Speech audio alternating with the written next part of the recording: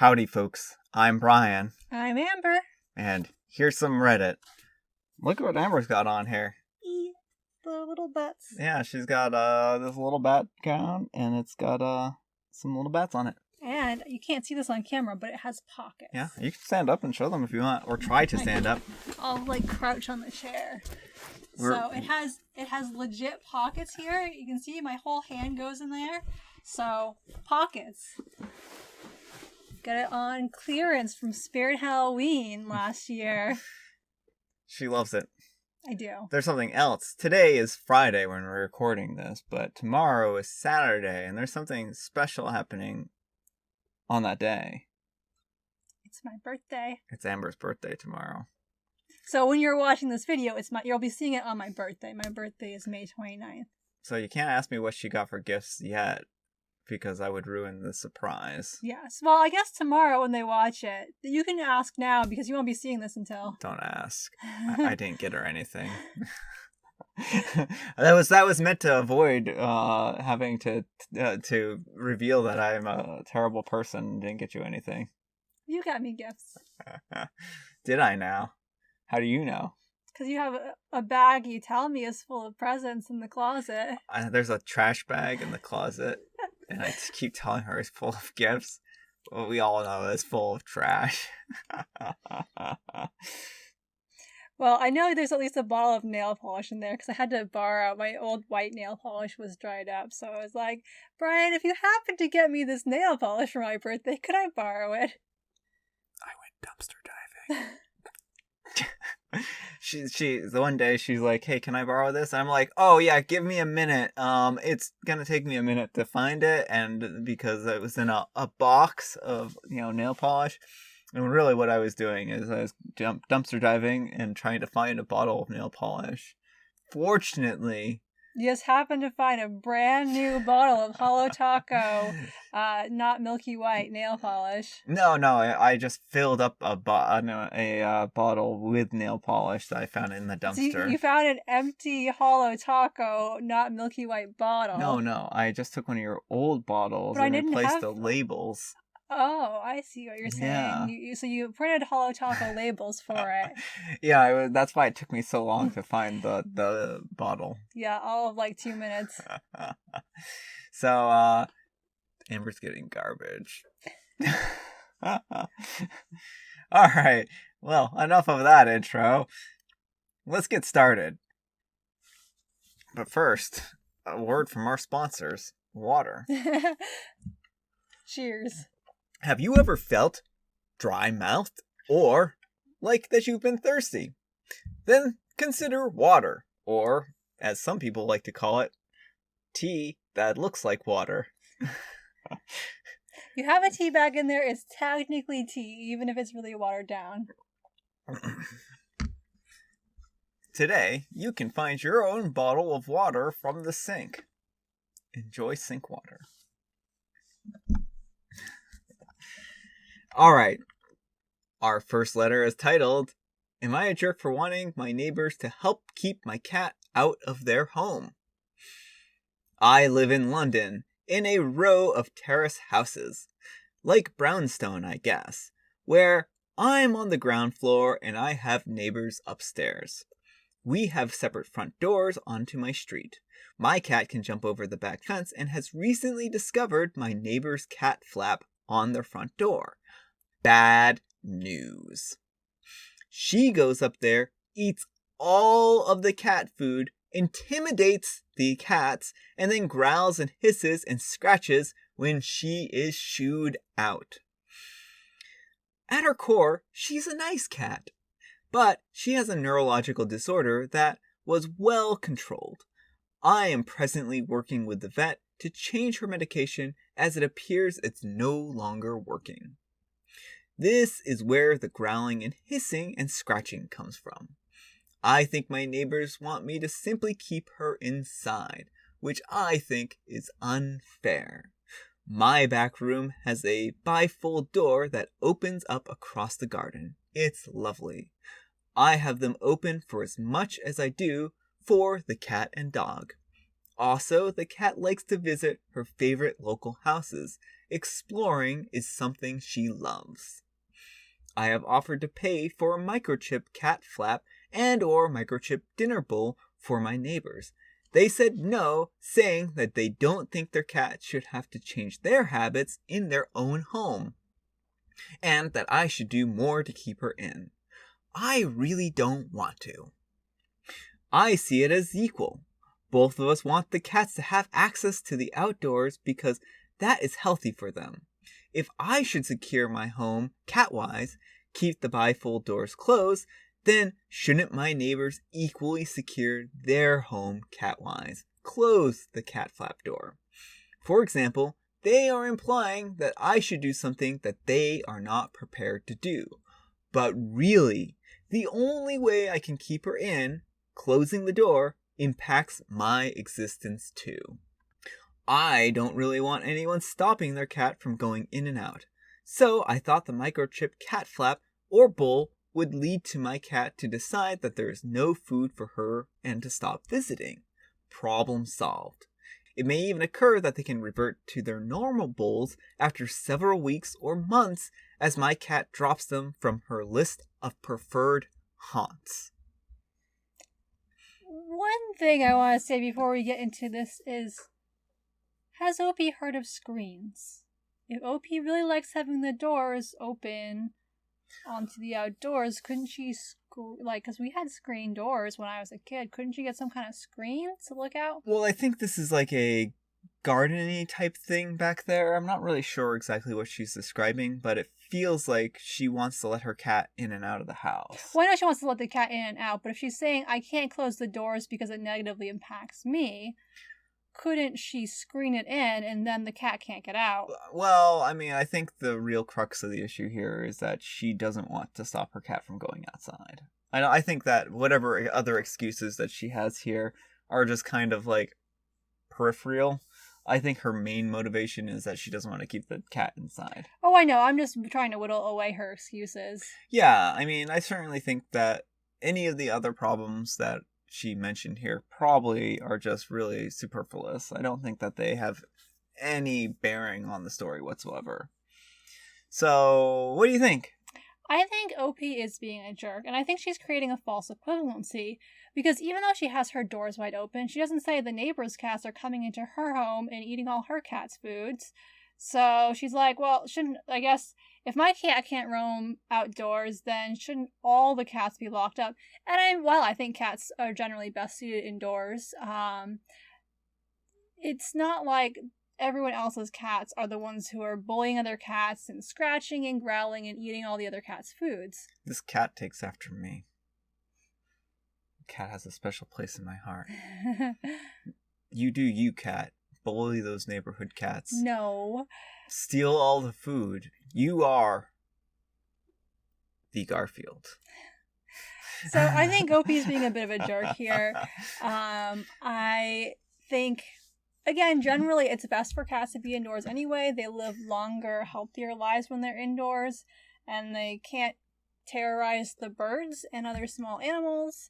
So yeah, I mean, at least in the U.S., I think it's like 2.6 billion birds are killed by cats there's some per huge year. Number, yeah. And that's not good. I mean, certainly if you can put a bell on a cat and stop them from, disrupting the habitats and whatnot.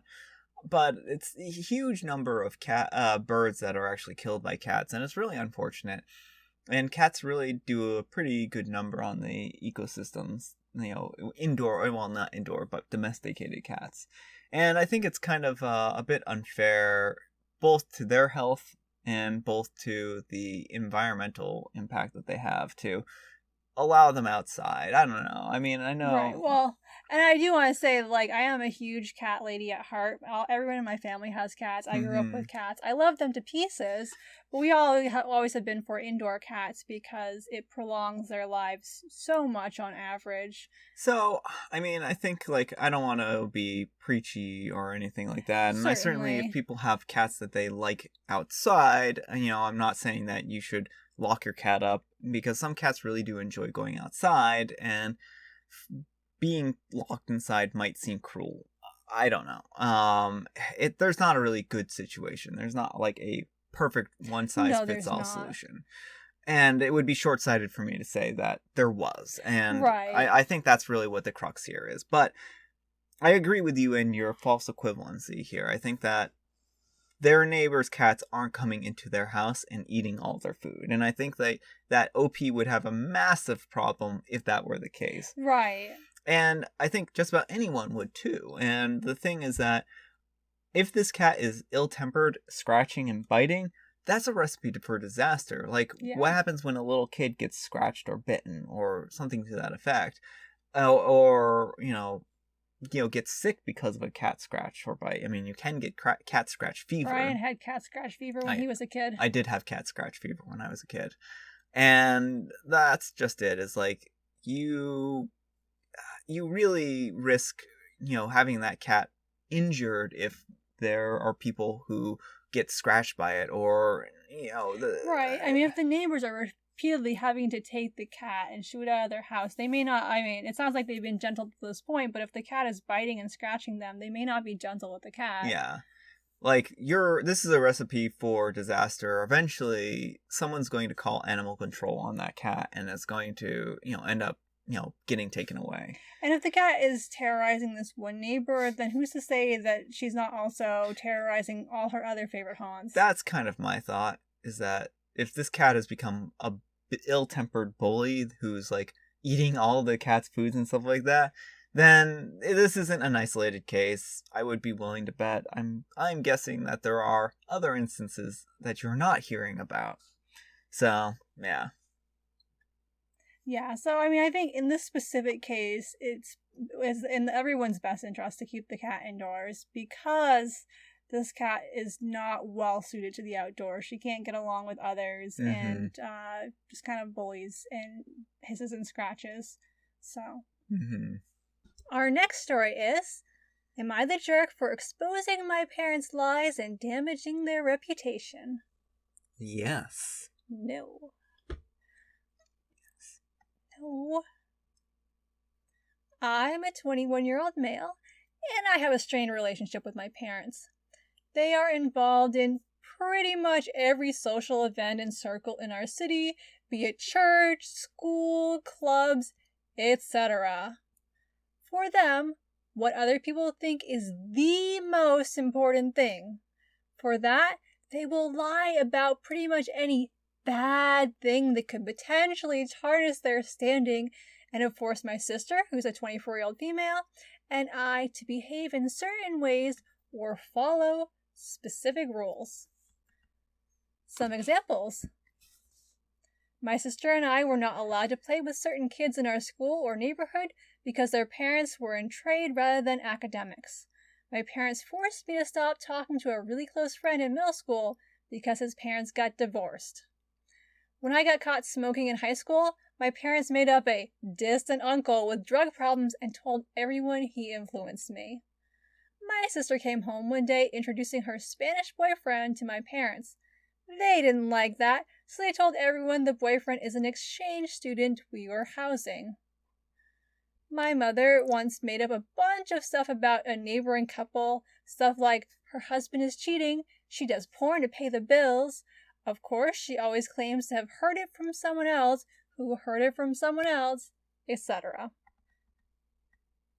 I could list plenty more, but there's a text limit. Now, recently, I was near my hometown visiting a friend, and I ran into the leader of a church group I was part of. I was pretty engaged in that group, so we sat down for a coffee and talked about the good old times. He asked me about my studies and how my fiancé is doing.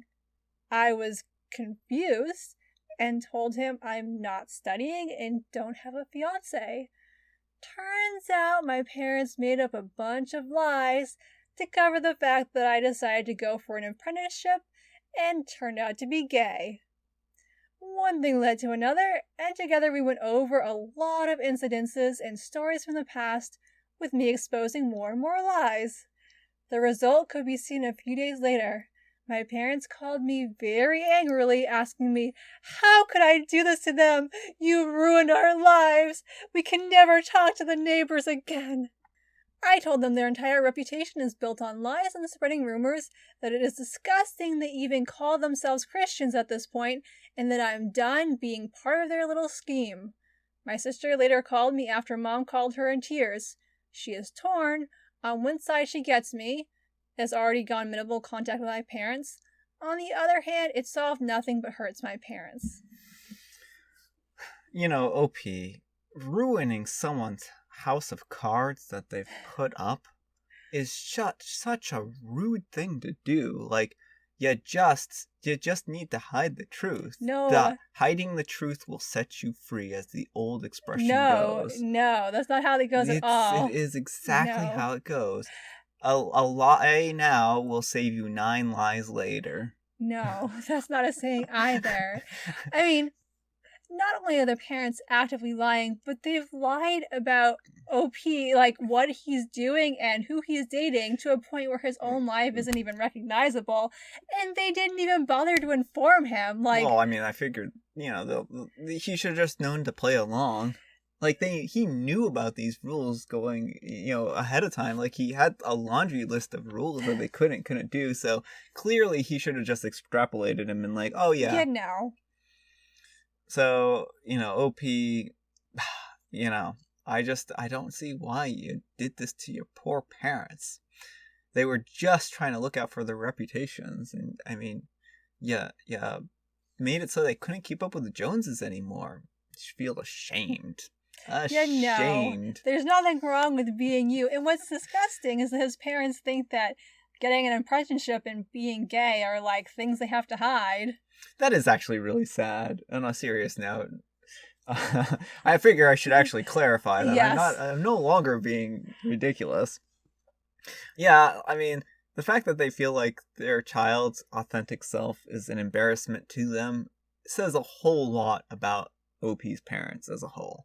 And, you know, OP, I don't really feel like, I feel like they didn't need to keep up this charade, and the parents are completely at fault here, and that they really just need to realize that they are bad people for lying about these things. Yeah, well, and just like anyone who's that image obsessed, like not letting OP hang out with certain friends because they come from the wrong side of the tracks, like, we wouldn't have been able to hang out with OP growing up. Gross parents. Gross. Your attitude is gross. Yeah. It's like a landfill. So, like, yeah. A landfill of lies. Yeah. That's a great movie title. So if anyone wants that, just remember where to pay the royalties. So, yeah. Giving the serious advice, I don't think OP was in the wrong for setting people straight, because they've made up these lies about OP too, on top of everything, and like, you know, there's nothing wrong with telling the truth when your parents are trying to pretend like what did they expect him to do? Like, you know, I think OP's parents are pathological liars. Almost to the point where they believe their own lies at a certain point. I mean, that's hard to say from this window, but it just is like they seem to construct their own reality, and this is the reality that they want to believe exists. Because keeping track of all of these lies and all these things must be really mentally taxing. That's all I can figure. Yeah. Like, how do you keep track of all this falsehoods? My mom does it.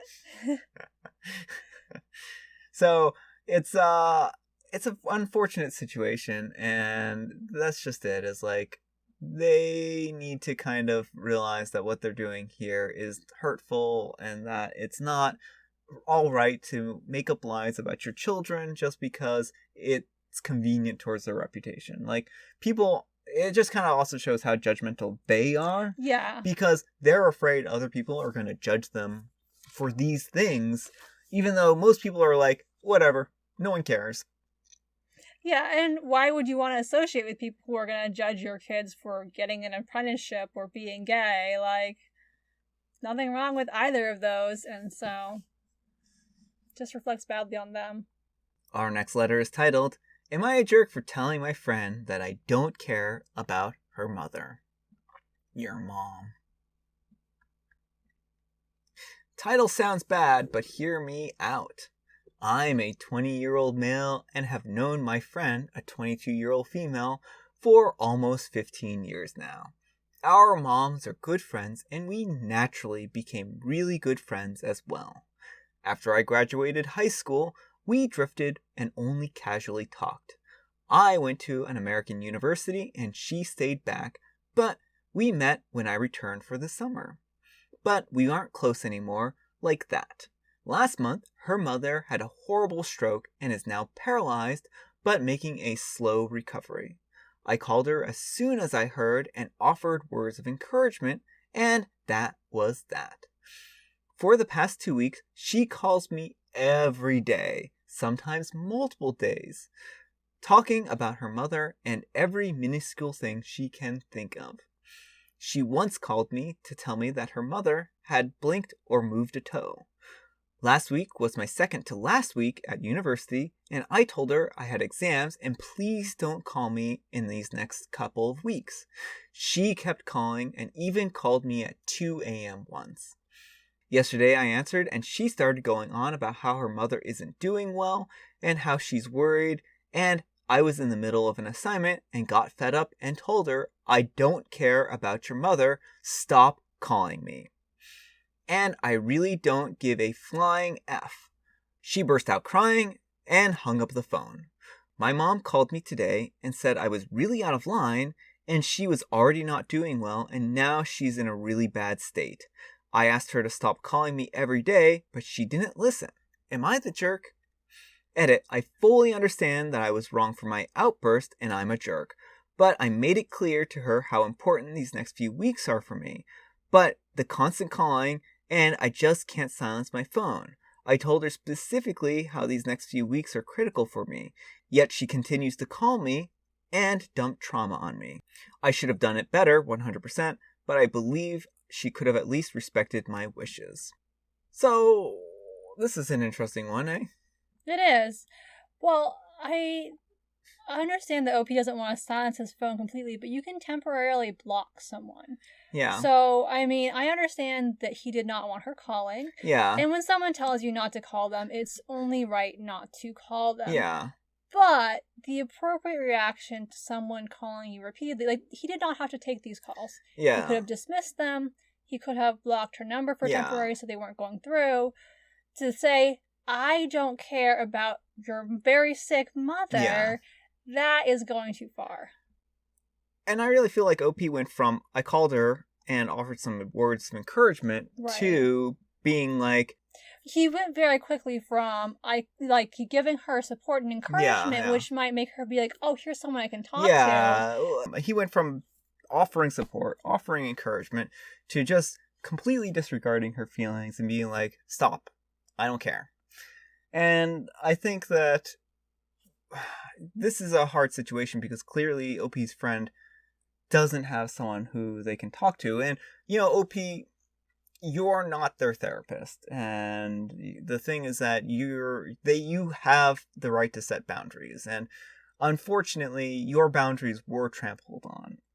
But I think you went a little beyond defending your boundaries here. And I think that you went a little beyond, you know, standing up for yourself by being like, I don't care about your sick mom. Yeah. And clearly she wasn't doing well and she needed encouragement. And whether or not it was your place to do that, you know, certainly I can say that you're not in the wrong for that bit and trying to set boundaries. But it just is like, your friend was in a time of need and you kind of just are like, yeah, actually, I don't care about you. Right. And to be very dismissive of, like, because she calls, like, when her mom, like, as you said, like, blinked or moved her toe, that is actually a really big thing if she's paralyzed. So this, you know, she may have been like, this is a sign that my mom may recover some mobility.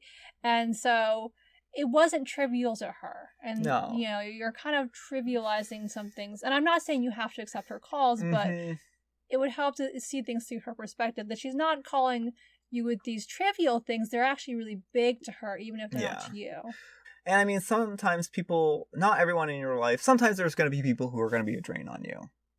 But just because they're a drain on you in their time of need doesn't necessarily mean you need to be like mean to them. And I mean, people are going through, you're going through a hard time, your friend is going through an especially hard time. And I don't know, like, I know not everyone's going to agree with me, but I really feel like you should have been there for them a little bit more and offered a little bit more support. But I think realistically, here's kind of the key. They were really good friends in high school, and it sounds like that they were a support system for each other in high school, and OP knew her mom personally. Yeah. And it even sounds like OP may have even been on friendly terms with her mother. And to be like so callous towards someone who you know and are on friendly terms with, and even potentially like a friend of sorts with, like your mom, OP's mom here, is good friends with this woman. Yeah. And not offering support here, I really just think that was kind of a short-sighted thing to do. And like to be like, well, my life and my problems are so much more important than my old friend's problems. It just kind of shows an absolute abandonment of your past and, people who you were close with. And I mean, maybe this has been a couple of years, but it still doesn't mean like that you get to have a free pass at abandoning people in your life. Yeah, well, and that's it, is that, it sounds like she doesn't have a very big support system, and she probably was expecting that OP would understand to some degree because he knows her mom, and then to basically insinuate that this woman who you've known for basically your entire life, you don't care if she lives or dies, essentially. Yeah. That is kind of harsh. And just very callous. Yeah. I think that OP in that respect is just a absolute jerk, and grow a little bit of a conscience. I don't know. Yeah. And I mean, I don't want to beat up too much on them because they did make their boundaries clear, but also this is just kind of a gross situation. Right. And again, like, there are other ways he could have handled the boundary violation. He didn't have to answer the phone. Yeah. You never have to answer the phone when someone calls you. You can block their number so they can't get through. There's other things he could have done before it escalated to this point. Yeah, exactly. All right, folks. That's all the time we have for today. Thanks so much for watching. Thanks to Amber for being here. Thank you for having me. Make sure to say happy birthday to Amber in the comments below. I'm sure she'll appreciate it. She always appreciates it when folks say hi. You get a lot of folks who are always constantly being like, "Hi, Amber." Hi, everyone. But even if she isn't, able to respond to them immediately or anything like that, I still say hi for you folks. So. The day you told people to give me apples, so Brian forgot had said that. He got all these apples in the chat, and he's like, "Why are there all these apples? Why is everyone putting apple emojis down? Why is someone doing grape emojis?" And then I'm like, "Oh wait, I said everyone give apples to Amber." At least if people send me cake, you'll probably figure it out. You'll probably remember it's my birthday. But yeah, thanks so much for watching, and we'll see you all tomorrow. Bye. Would it really be an episode of Brian's Advice if you didn't hit the mic at least once? No, it would not. You folks do not get all the benefit of me whacking the mic. Most of the time, I cut out my mic wax.